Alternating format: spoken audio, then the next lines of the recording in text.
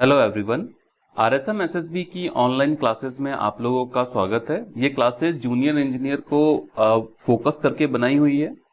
अभी जो हम लोगों का सब्जेक्ट चल रहा है वो चल रहा है hydrology and water resources engineering. इसी में जो हाइड्रोलॉजी वाला पार्ट है उसको हम पहले डिस्कस कर रहे हैं। तो आज क्लास 19 के जो हमारी आज जो क्लास 19 है ऑनलाइन क्लास, इसके अंदर हम जिन टॉपिक्स को आज डिस्कस करेंगे आपके साथ वो मैं आपको बता देता हूँ।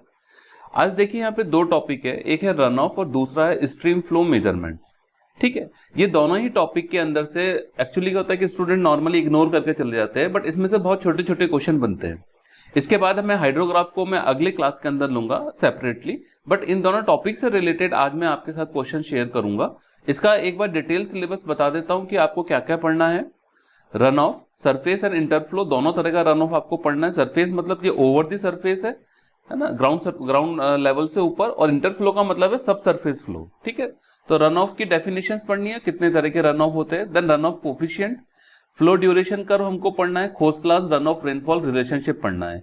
देन रन ऑफ रेनफॉल यानी पी और आर के बीच में स्ट्रेट लाइन रिग्रेशन कर्व होता है, तो उसकी इक्वेशन ध्यान रखनी है, उसके ऊपर छोटा मोटा न्यूमेरिकल आ सकता है। देन टाइप ऑफ स्ट्रीम्स, हम स्ट्रीम फ्लो पे आ रहते हैं। टाइप ऑफ स्ट्रीम के बारे में आपको पढ़ना है, perennial stream, intermittent and ephemeral stream क्या क्या होती है, और उसमें डिस्चार्ज की क्या क्या कंडीशंस है ना, कब उसके अंदर पानी होगा कब नहीं होगा। Then definition of stages, stages मतलब कि वाटर का लेवल, एलिवेशन ऑफ वाटर, ठीक है, उसके बारे में पढ़ना है। Then current meter and its concept to measure velocity of stream. Current meter basically stream की वेलोसिटी को मेजर करने के लिए यूज करते हैं। तो किस तरीके से करते हैं, कौन कौन से तरीके के करंट मीटर होते हैं, उनके डायमीटर्स, उनकी डायमेंशंस के होते हैं, इसके ऊपर भी क्वेश्चन आता है एग्जाम में। Then single point and two point method to find the velocity of stream at a section, इसके ऊपर क्वेश्चन न्यूमेरिकल भी बनता है और थ्योरेटिकल क्वेश्चन भी बनता है। देन स्ट्रीम डिस्चार्ज मेजरमेंट के कुछ मेथड्स है, कुछ डायरेक्ट मेथड है जैसे area velocity method, ultrasonic, moving boat method, dilution technique method. कुछ इनडायरेक्ट मेथड है जैसे स्लोप एरिया मेथड हो गया, वियर्स, नॉचेस वगैरह हो गए। तो वियर नॉचेस को तो हम फ्लूइड मैकेनिक्स और इरिगेशन में पढ़ लेंगे, तो यहाँ पे बट स्लोप एरिया मेथड आपको इनडायरेक्ट मेथड के अंदर जरूर पढ़ना है। देन जी एंड क्यू के बीच में रिलेशनशिप, जी फॉर स्टेज और क्यू फॉर डिस्चार्ज, ठीक है ना। देन बैक वाटर इफेक्ट, जो बेसिकली लेक वगैरह में या पॉन्ड वगैरह में बैक वाटर इफेक्ट होता है, उसका इंपैक्ट पढ़ना है। ऑक्सिलरी गेज हम जहां पे इंस्टॉल करते हैं, जो मेन गेज से नॉर्मली डाउनस्ट्रीम एंड के ऊपर होती है, उसका इंपैक्ट क्या पड़ता है और हम उसको क्यों इंस्टॉल कर रहे हैं और उससे डिस्चार्ज के ऊपर क्या फर्क पड़ेगा। तो जो अगला टॉपिक है relationship between discharge and fall, वो ऑक्सिलरी गेज और मेन गेज से रिलेटेड ही है। ठीक है, तो ये डिटेल सिलेबस है जिससे रिलेटेड आपको थ्योरी और फॉर्मूले पढ़ने हैं। अब जो इसमें से क्वेश्चन बनेंगे वो क्वेश्चन मैं आज आपसे बात करता हूं, ठीक है ना, कौन कौन से इंपॉर्टेंट क्वेश्चन बन सकते हैं वो मैं आपको बताता हूं। तो पहला क्वेश्चन है आज का, the western Ghat of India experiences, ठीक है। वेस्टर्न घाट बेसिकली हम कौन सा एरिया बोलते हैं, ये मुंबई वाला, महाराष्ट्र वाला जो एरिया है, ये बेसिक वेस्टर्न घाट एरिया है। तो western Ghat of India experiences precipitation of 200 centimetre, ये पी दे दिया। The corresponding run of by using English formula is. देखिए मैं आपको एक चीज और बता देता हूं, ये हाइड्रोलॉजी में एक तो आप रन ऑफ कैलकुलेट करते हैं और एक हम क्यू यानी फ्लड डिस्चार्ज कैलकुलेट करते हैं। दोनों में कुछ इंपेरिकल इक्वेशंस है, जैसे रन ऑफ के लिए भी इंग्लिश फॉर्मूला है और फ्लड डिस्चार्ज के लिए भी इंग्लिश फॉर्मूला है। जब हम फ्लड को चैप्टर को पढ़ेंगे, यहाँ पे उसके क्वेश्चन डिस्कस करेंगे तो मैं बताऊंगा उस समय। रन ऑफ के लिए इंग्लिश फॉर्मूला है, रन ऑफ के लिए खोसलास थ्योरी है, इस तरह के कुछ इंपेरिकल रिलेशनशिप है। तो इंग्लिश फॉर्मूला आपको याद होना चाहिए दोनों केस के अंदर। इंग्लिश फॉर्मूला जितने भी इंपेरिकल रिलेशनशिप है, जैसे इंग्लिश फॉर्मूला जो है एक इंपेरिकल रिलेशनशिप है, इंपेरिकल रिलेशनशिप की ये खासियत है कि वो जिस एरिया के लिए डेवलप होते हैं वहीं के लिए वैलिड होते हैं। जैसे फॉर एग्जांपल किसी साइंटिस्ट ने एक इंपेरिकल इक्वेशन बनाई पंजाब के लिए, तो पंजाब और आसपास के कैचमेंट एरिया के लिए ही वैलिड होगी। जरूरी नहीं है कि वो इक्वेशन राजस्थान में या फिर अमेरिका में जाके वो एग्जीक्यूट हो सके, है ना, क्योंकि उसमें बहुत सारे इंपेरिकल रिलेशनशिप में बहुत सारे एजम्पशंस रहते हैं और वो एजम्पशंस जो होते हैं वो रीजनल होते हैं, ठीक है ना। जैसे मान लो 3 × 2 = 6 होता है, ये हमको पता है, ये यूनिवर्सल फॉर्मूला है, ये रैशनल फॉर्मूला है, ठीक है। ये यहाँ पे अमेरिका में, साउथ अफ्रीका में, हर जगह सेम है। लेकिन जो रिलेशनशिप एम्पेरिकल है वो जरूरी नहीं है कि एक रीजन से दूसरे रीजन पे वैलिड हो, तो ये चीज ध्यान रखनी है। इसलिए जब भी एम्पेरिकल रिलेशनशिप हम डिफाइन करते हैं तो हम ये डिफाइन करते हैं कि वो किस रीजन के लिए वैलिड है। जैसे मैं आपको इंग्लिश फॉर्मूला बता रहा हूं तो वो वेस्टर्न घाट के लिए वैलिड है। वेस्टर्न घाट चाहे वो तमिलनाडु के हो या वेस्टर्न घाट वो महाराष्ट्र के हो चाहे इस गुजरात के हो, वहां पे वैलिड है सिर्फ, ठीक है ना। तो उसमें स्पेसिफिकली लिखा हुआ है। Okay, come to the point. तो जो यहाँ पे हम रन ऑफ निकाल रहे हैं वो इंग्लिश फॉर्मूले से पूछा, तो पहली बात तो हमको इंग्लिश फॉर्मूले से रन ऑफ का फॉर्मूला पता होना चाहिए। तो फॉर्मूला क्या है? According to Inglis formula for western Ghat of India, R equal to 0.85 P minus 30.5। यहाँ पे R और P जो दोनों हैं, R एंड P यानी रन ऑफ एंड प्रेसिपिटेशन, वो सेंटीमीटर में रखने हैं आपको। मतलब P सेंटीमीटर रखेंगे तो R भी आपको सेंटीमीटर में मिलेगा। P आपको दे रखा है 200 सेंटीमीटर, तो मैंने यहाँ 200 सेंटीमीटर वैल्यू रख दी, सॉल्व किया तो 139.5 सेंटीमीटर रन ऑफ आ गया। तो करेक्ट आंसर हो गया बी ऑप्शन। समझ रहे? तो ये इंपेरिकल रिलेशनशिप है, तो इसलिए ऐसे ही 2-3 फॉर्मूले हैं आपको याद रखने रन ऑफ के केस के अंदर। अगला क्वेश्चन है, a part of interflow which has least time lag is called base flow, surface run of, prompt interflow, delayed flow. Correct answer इसका सी है। मैं आपको एक चीज बता देता हूं, देखिए जैसे ये ग्राउंड लेवल है, ठीक है, और यहां कहीं जाके एक स्ट्रीम है।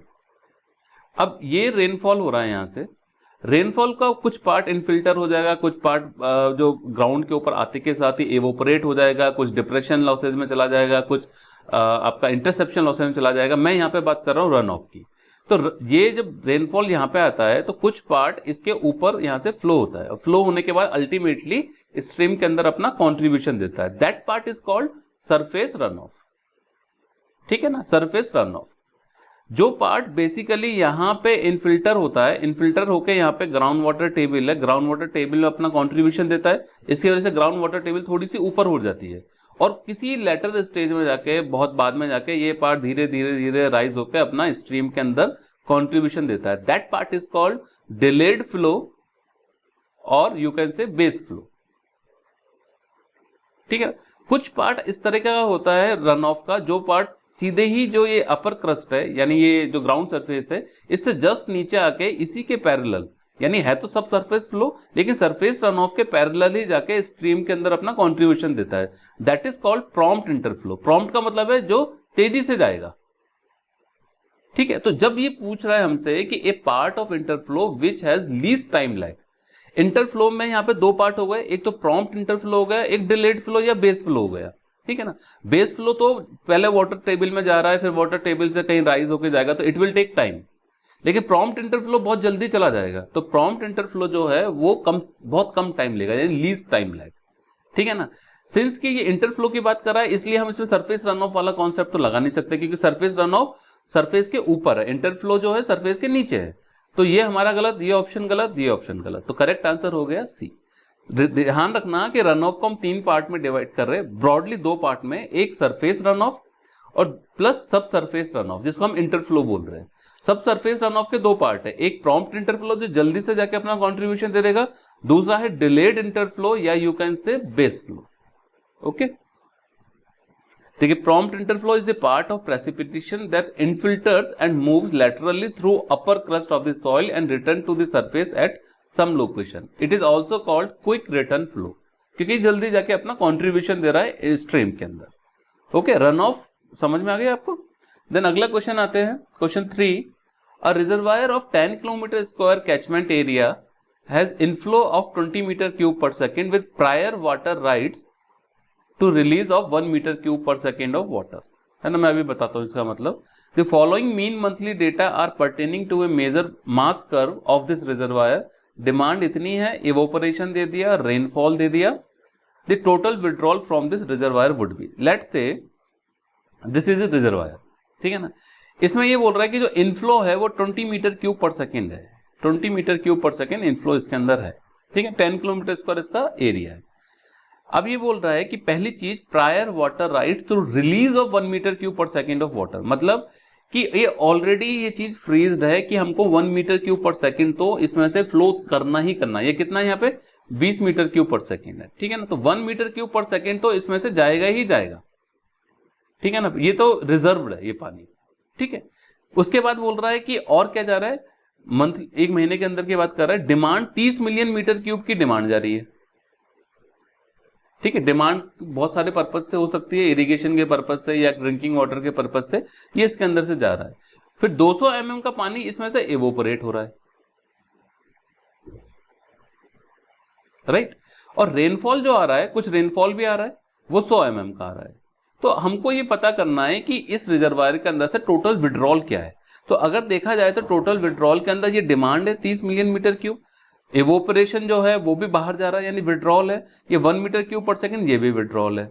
तो उसमें और इनपुट क्या है 100 mm, क्योंकि 20 मीटर क्यूब पर सेकंड तो पहले ही है। तो मैं इन तीन फैक्टर को, क्योंकि जो बाहर जा रहे हैं आउटगोइंग को प्लस ले लेता हूं और रेनफॉल को माइनस ले लेता हूं। ठीक है, देखिए टोटल विड्रॉल क्या हो गया, प्लस में मैंने लिखा है 30 मिलियन मीटर क्यूब, तो 30 मीटर क्यूब कर दिया, मिलियन मानी 10⁻6 कर दिया। ठीक है, प्लस 200 mm इवोपरेशन जा रहा है, तो 200 इंटू 10⁻³ क्या हो गया, मीटर में कन्वर्ट हो गया। और कैचमेंट एरिया कितना 10 किलोमीटर स्क्वायर, तो 10 इंटू 10⁻6 लिख दिया। तो इसकी यूनिट भी मीटर क्यूब हो गई, सबकी यूनिट में मीटर क्यूब में कन्वर्ट कर रहा हूं क्योंकि आंसर मिलियन मीटर क्यूब में ही है। यहां पे मैंने माइनस लगाया क्योंकि रेनफॉल वाला पानी इनकमिंग है, आउटगोइंग नहीं है, तो विड्रॉल में काउंट नहीं होगा। विड्रॉल जब हमसे पूछ रहा है तो हम उसको प्लस लेके चल रहे हैं, ठीक है ना। तो ये माइनस हो गया रेनफॉल, तो 100 इंटू 10⁻³ मीटर हो गया, और फिर इसको कैचमेंट एरिया से मल्टीप्लाई कर दिया तो वॉल्यूम हो गया। प्लस सिंस की ये भी विड्रॉल है जो प्रायर वाटर रिजर्व है, ठीक है ना, तो 1 metre cube per second, monthly की बात कर रहे हैं तो ये 1 मीटर क्यूब पर सेकेंड हुआ। मैंने इसको 30 दिन मल्टीप्लाई बाई 24 घंटे मल्टीप्लाई बाई 3600 सेकेंड, तो सेकेंड कट गया, तो ये मीटर क्यूब में मेरे पास पूरी लाइन आ गई, राइट। अब इसको मैंने सारे 10⁻6 को जितने भी जगह आ रहे थे उसको कन्वर्ट कर लिया मिलियन मीटर क्यूब में, तो मिलियन क्यूबिक मीटर मैंने लिखा, ये हमारे पास आए +30 +2 -1 दिस लाइक दिस। तो यहां से आंसर आता है 33.592 मिलियन मीटर क्यूब, यानी +33.6, यानी डी ऑप्शन।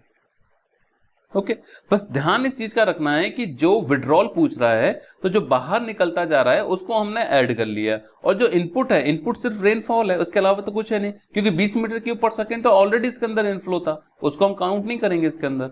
ठीक है, तो 100 mm जो रेनफॉल है उसको माइनस कर दिया।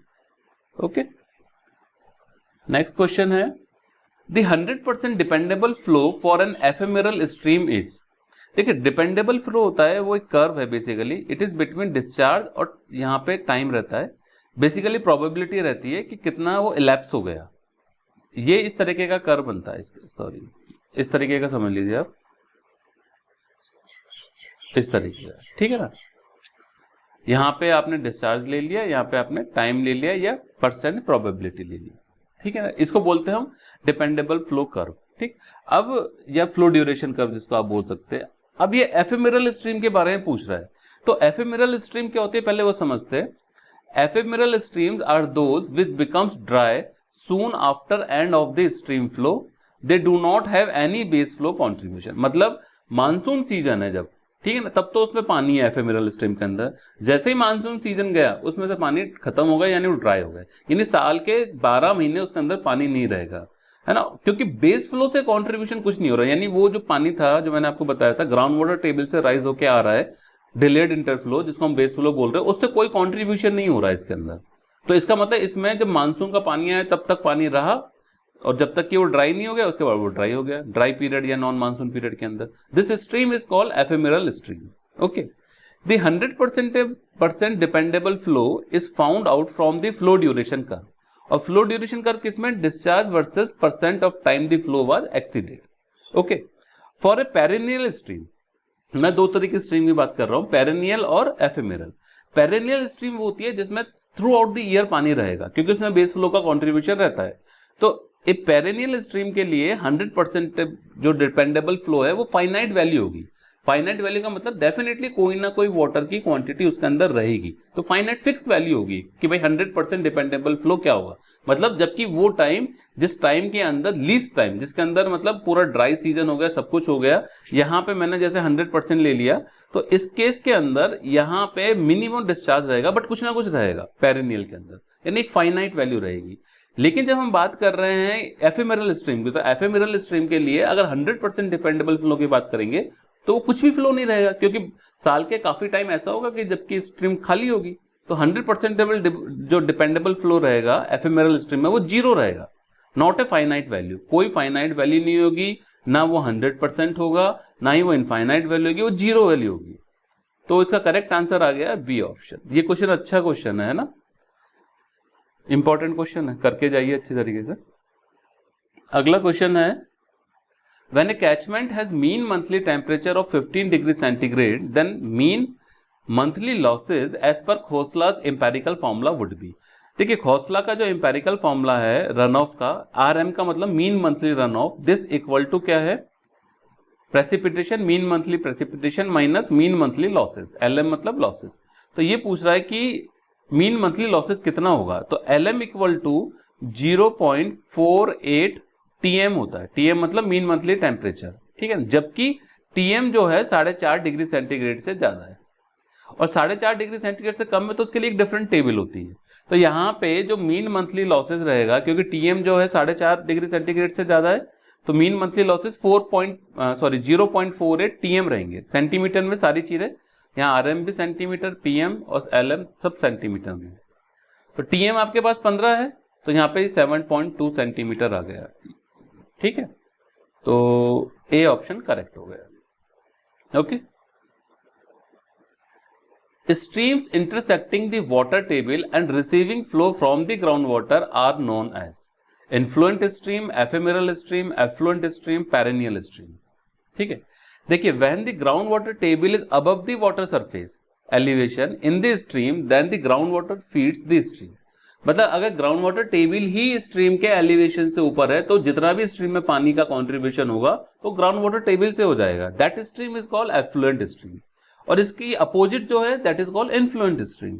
तो एफ्लुएंट स्ट्रीम कौन सी होती है, जो क्वेश्चन में पूछा वो एफ्लुएंट स्ट्रीम ही है, जिसमें कंट्रीब्यूशन रहता है ग्राउंड वाटर टेबल से रहता है, क्योंकि ग्राउंड वाटर टेबल जो है बेसिकली जो एलिवेशन है वाटर सरफेस का उसके ऊपर होती है। Stream intersecting the water table, right, जो वाटर टेबल है उसके ऊपर होगी स्ट्रीम का, यानी स्ट्रीम के एलिवेशन के जस्ट ऊपर होता है वाटर टेबल का एलिवेशन, यू कैन से वो इंटरसेक्ट कर रही है। तो जो भी कंट्रीब्यूशन होगा पानी का स्ट्रीम के अंदर वो किससे आएगा, वाटर टेबल से आएगा, that is called effluent stream. Next question, question 7, the direct runoff is made of. देखिए मैंने आपको रन ऑफ बताया था, surface run of, prompt interflow और बेस फ्लो, ठीक है ना। डायरेक्ट रन ऑफ वो पार्ट होता है जो क्विकली कंट्रीब्यूशन देता है स्ट्रीम के अंदर। अब क्विक कंट्रीब्यूशन कौन देगा, जो सरफेस के ऊपर बह के जा रहा है, ठीक है ना, ये सरफेस इसके ऊपर बह के जा रहा है, और जो जस्ट इसके नीचे बह के जा रहा है, यानी प्रॉम्प्ट इंटरफ्लो। तो करेक्ट आंसर तो इसका बी हो गया। Direct runoff is a part of run of which enters in stream immediately after the precipitation. जैसे ही बरसात हुई तुरंत ही उसके कुछ टाइम के बाद ही कंट्रीब्यूशन होगा स्ट्रीम के अंदर। कहां से होगा, एक तो सरफेस के ऊपर से जो फ्लो होकर जा रहा है उससे कंट्रीब्यूशन होगा, और दूसरा कंट्रीब्यूशन प्रॉम्प्ट इंटरफ्लो से होगा जो सरफेस के जस्ट नीचे होकर जा रहा है, ठीक है ना। बेस फ्लो का कोई कंट्रीब्यूशन नहीं होगा। इसके अलावा कुछ प्रेसिपिटेशन है तो उसका कंट्रीब्यूशन हो जाएगा, ठीक है। तो यहाँ जो ऑप्शंस गिवन है उसमें B option best correct answer है। अगला क्वेश्चन है 8 क्वेश्चन, विच ऑफ द, देखिए यहां से स्ट्रीम के क्वेश्चन स्टार्ट है, which of the following is an indirect method for determination of stream flow. Slow moving boat method ये डायरेक्ट मेथड है, area velocity method direct method है, ultrasonic method direct method है, ठीक है ना, ये सारे डायरेक्ट मेथड है। इनडायरेक्ट मेथड में होता है slope area method and wear and notches, hydraulic structure से जो मेजरमेंट करते हैं डिस्चार्ज का। तो यहाँ पे करेक्ट आंसर है A option. Method of indirect indetermination of stream flow, slope area method, और दूसरा है hydraulic structure like weirs, gates, notches वगैरह सब। Question 9, in the one point method of finding mean velocity by current meter in a shallow stream the velocity is measured at a depth of। current meter क्या एक instrument होता है, fan type instrument समझ लो, उसको पानी के अंदर हम डालते हैं, उस फ्लो के साथ वो मूव करता है, वहां से हम स्पीड मेजर करते हैं, ठीक है ना।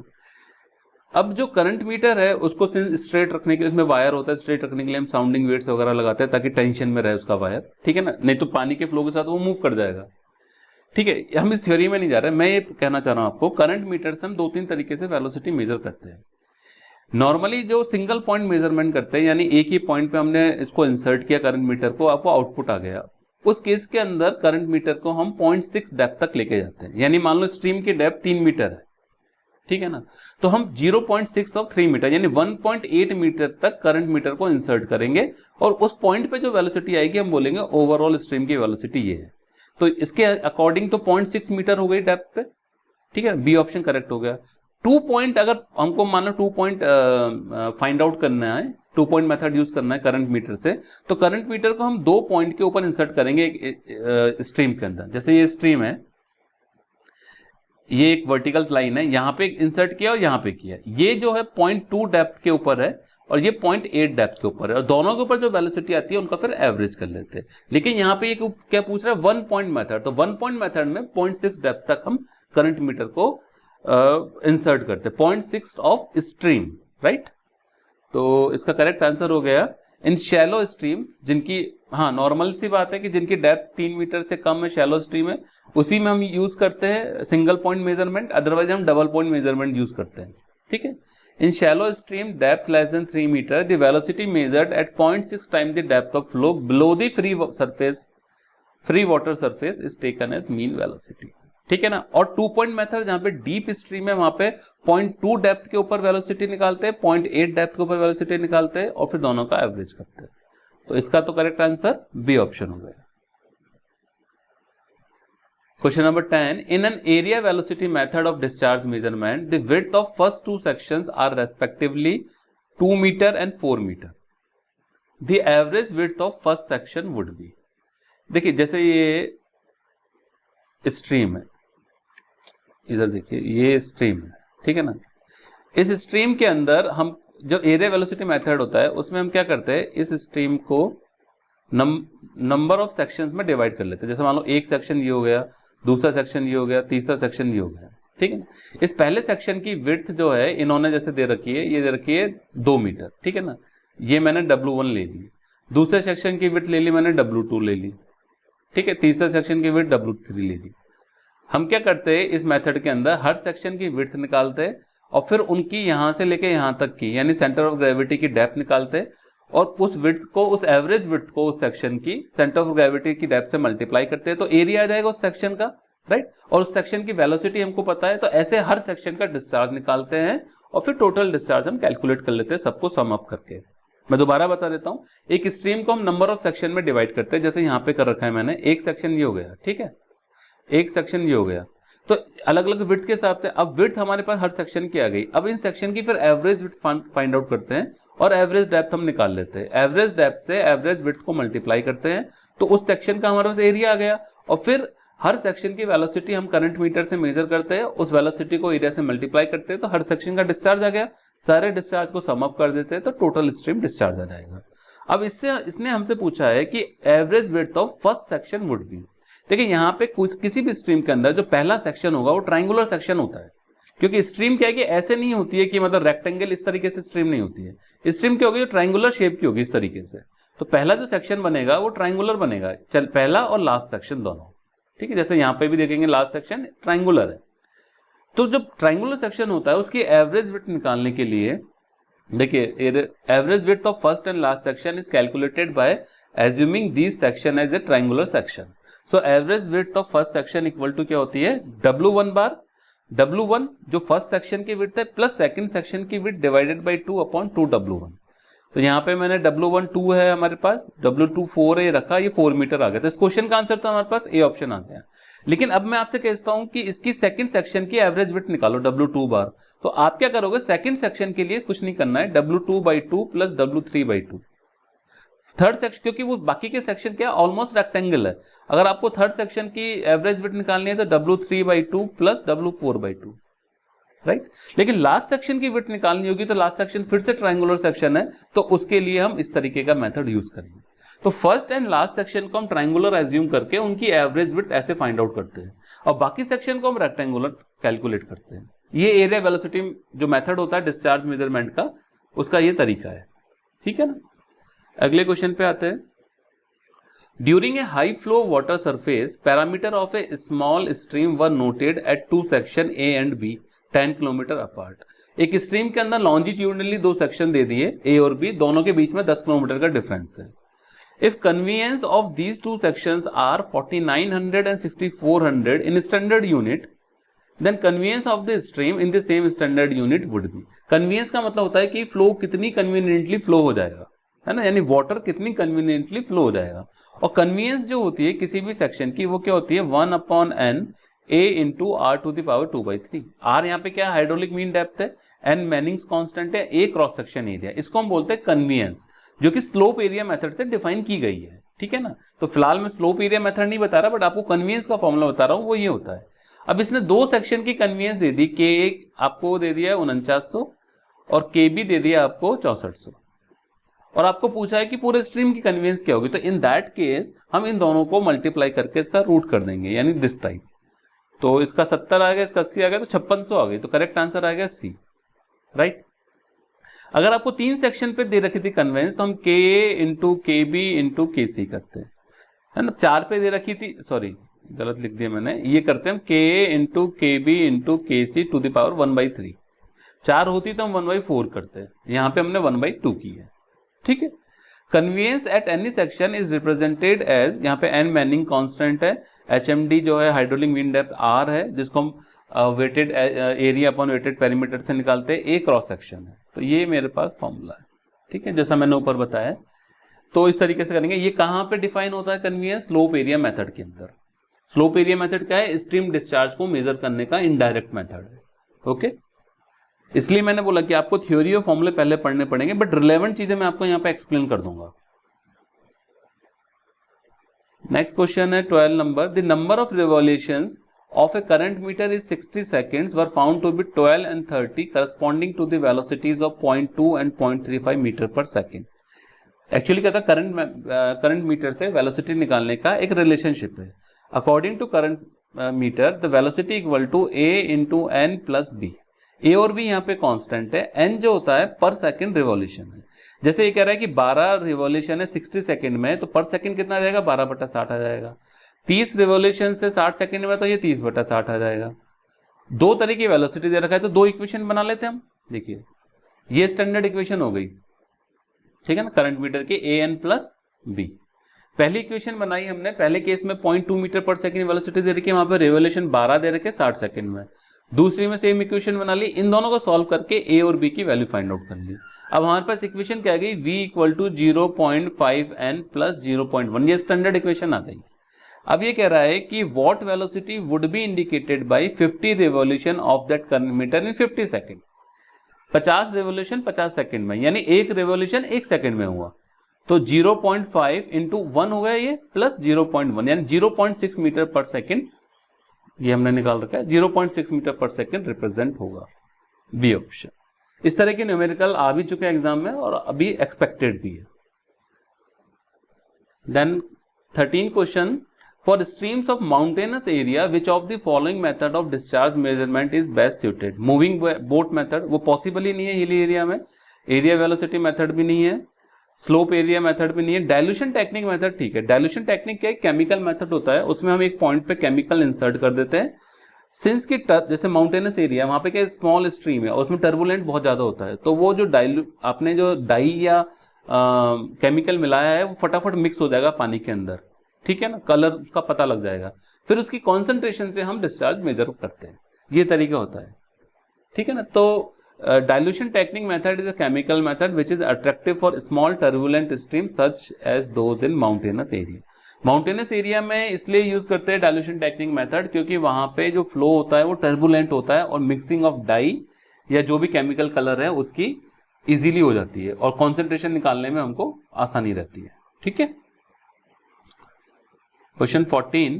Downstream of main gauging station, an auxiliary gauge was installed and the following readings were obtained. देखिए ये बैक वाटर इम्पैक्ट में पढ़ते हैं। बैक वाटर इम्पैक्ट लेक में या पॉन्ड वगैरह में हम डिस्कस करते हैं, है ना। आप नॉर्मली सुनते भी होंगे कि बैक वाटर क्या होता है? स्टिल वाटर होता है। जितने भी हाउस बोट्स वगैरह होती है, चाहे वो कश्मीर हो चाहे केरला हो, कहीं पे भी हो वो रीजन्स, वहाँ पे क्या है कि वो बैक वाटर के अंदर ही रन करती है, अदरवाइज रिवर या उसमें रन इसलिए करती है, वहाँ पे फ्लो बहुत वेरी करता है। तो वहाँ पे बैक वाटर में कहता है स्टिल वाटर होता है, वहाँ पे आप आराम से बोट के अंदर बैठ सकते हो, वहाँ पे पानी का ग्लास भी रख दोगे तो हिलेगा नहीं, बहुत कम होगा, ठीक है ना, वाइब्रेशंस या फिर यू कैन से अंडुलेशंस। तो ये कह रहे हैं कि बैक वाटर इम्पैक्ट को हम कैलकुलेट करने के लिए एक ऑक्सिलरी गेज लगा दी है ना, डाउन स्ट्रीम में।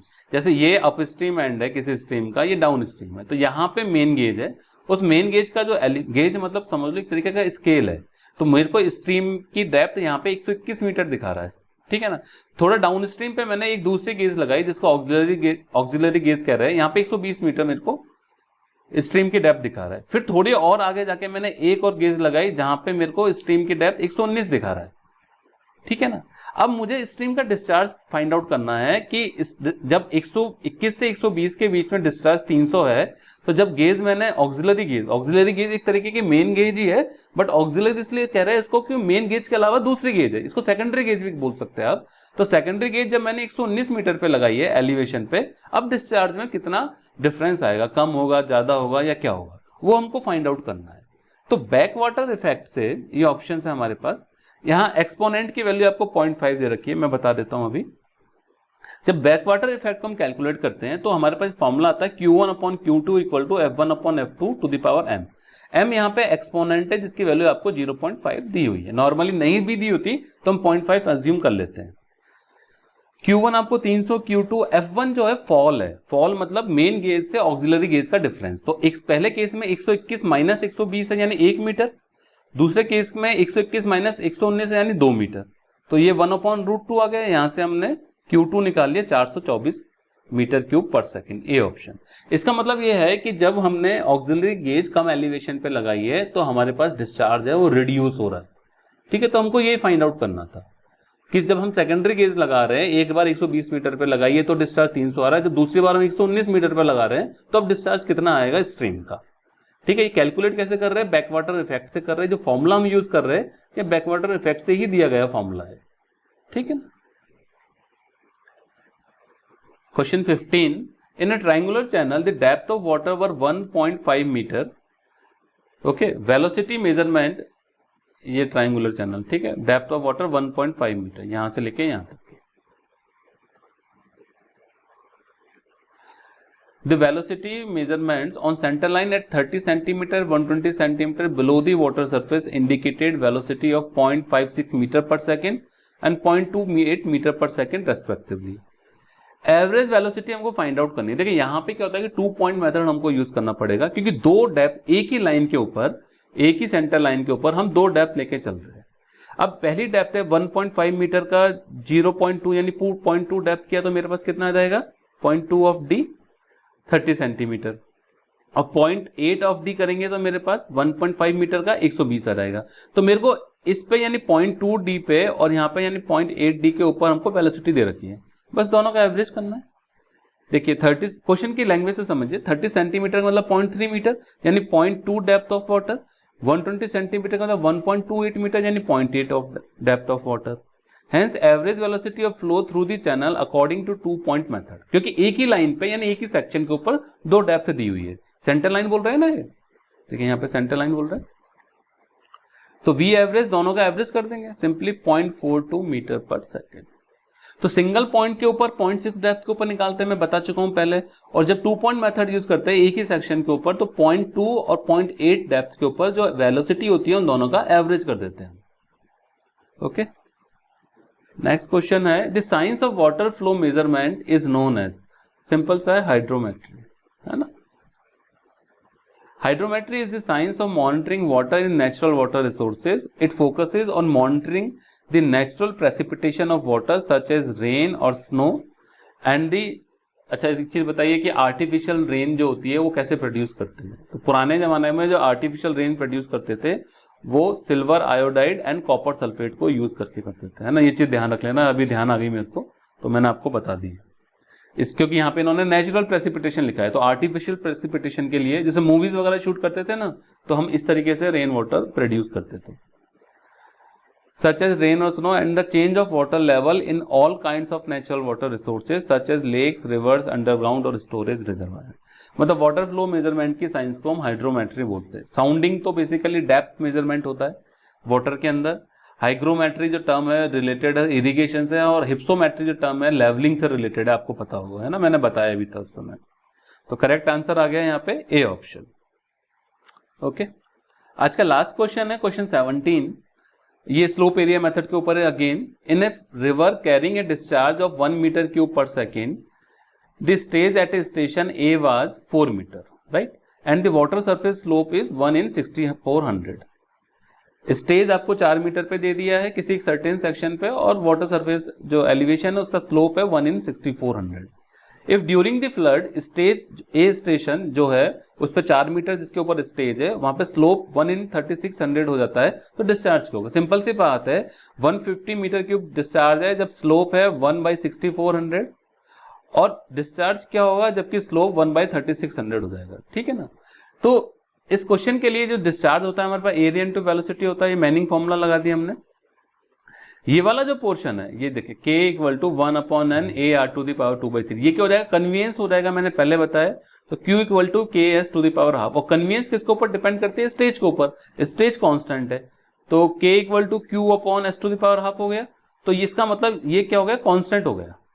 तो मैंने दोनों केसेस के लिए वैल्यू लगा दी। पहले केस में 150 था डिस्चार्ज, अपॉन 1/6400 हो गया। दूसरे केस में Q हमको फाइंड आउट करना था, 1/3600 था, तो 150 × 80 हो गया, 60 × Q हो गया। तो Q = मेरे पास आ गया 150 × 80/60।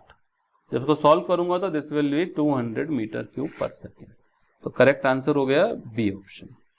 ओके, सो ये आज की क्लास ओवर हो गई है ना? इसमें हमने स्ट्रीम फ्लो मेजरमेंट और रन ऑफ दोनों टॉपिक कवर कर लिए। अब नेक्स्ट क्लास जो होगी वो हाइड्रोग्राफ होगी, और उसके बाद एक क्लास और होगी जिसके अंदर फ्लड और वेल हाइड्रोलिक्स के बारे में हम पढ़ेंगे।